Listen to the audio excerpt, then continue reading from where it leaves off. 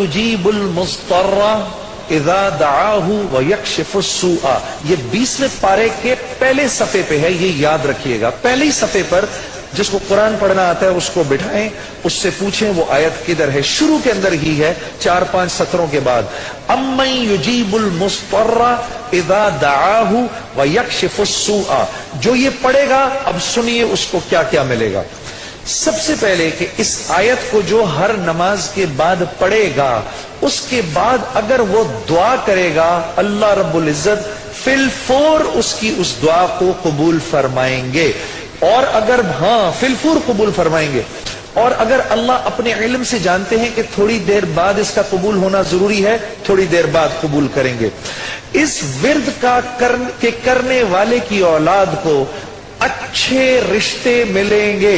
جو اس ورد کا اہتمام کرے گا ہر نماز کے بعد ایک دفعہ، اس کو یا اس کی اولاد کو اللہ اچھے رشتے دے گا۔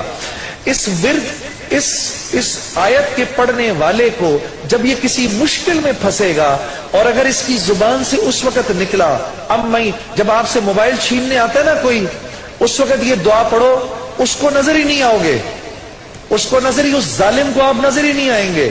یہ میں آپ کو بتا رہا ہوں، میری گردن پکڑ لینا، اگر کسی کو دیکھو کہ موبائل چھیننے آ رہا ہے، یہ دعا پڑھو، امن یجیب المضطر اذا دعاہ ویکشف السوء۔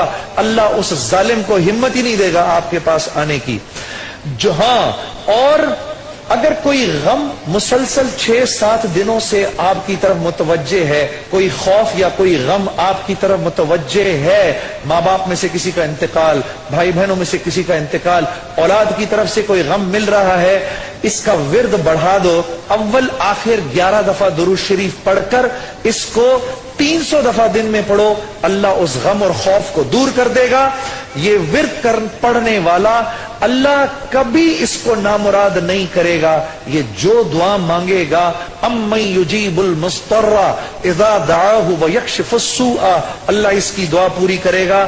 اور آخر والی بات تو سب سے اچھی ہے کہ وہ اللہ، وہ ہم سے محبت کرنے والا اللہ، جو اس کا ورد دن میں 300 دفعہ کرے گا، اللہ اس کے دل کو اپنی محبت سے منور کر دے گا۔